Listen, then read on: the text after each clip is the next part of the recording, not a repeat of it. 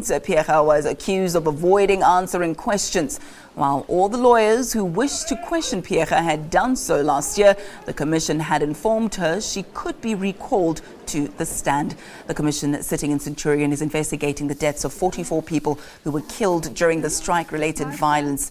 Yesterday, former Lonmin Chief Commercial Officer Albert Jameson gave testimony at the inquiry. He's been accused of acting irresponsibly.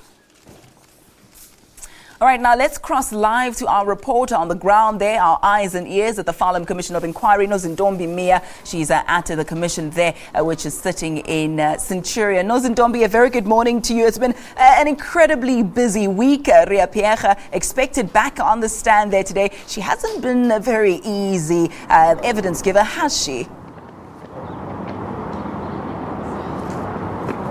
Well, a very good morning to you, Ayanda. Riah Phiyega certainly will be back on the stand this morning, and she has definitely gained a reputation as being one of the more evasive witnesses that the commission has seen. But I think today will certainly be a make or break day for her, especially considering that she's going to be recalled so she can be grilled on email correspondence that she had with the then Minister of Mineral Resources, Minister Susan Shabangu, as well as former Police Minister Nathi Mthethwa. So she has certainly evaded a few questions around communication, around whether or not she received any political interference from either of her two superiors. She's denied it, and she's been extremely evasive about answering any of those questions. So today we'll certainly see her pinned to the wall to try and get a clear question from her as to exactly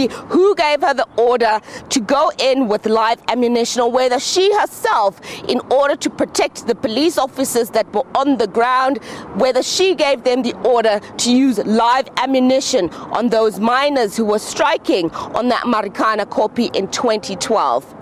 Nozintombi, perhaps you've already answered this question, but why is she being called once again? What evidence has she not said the first time round that perhaps she could mention this time?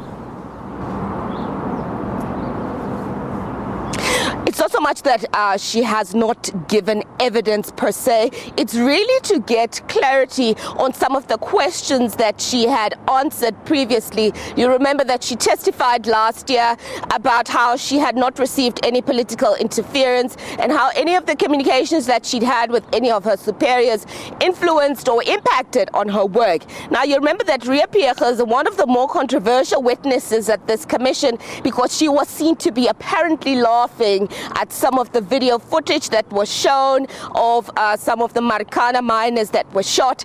And she was one of those people who had congratulated police almost immediately after the shooting of those 34 miners. And you remember on Monday we had an inspection in local where we went to the particular area where those miners were shot on that particular copy. So it will be a range of issues that are being re-looked at, specifically looking now that the commission has had information from various parties. They can piece together missing pieces that they never had initially when they interviewed her last year. So it will be her opportunity to clarify some of the statements. She'd infamously said that she was not aware of why the miners had gone on a strike in the first place.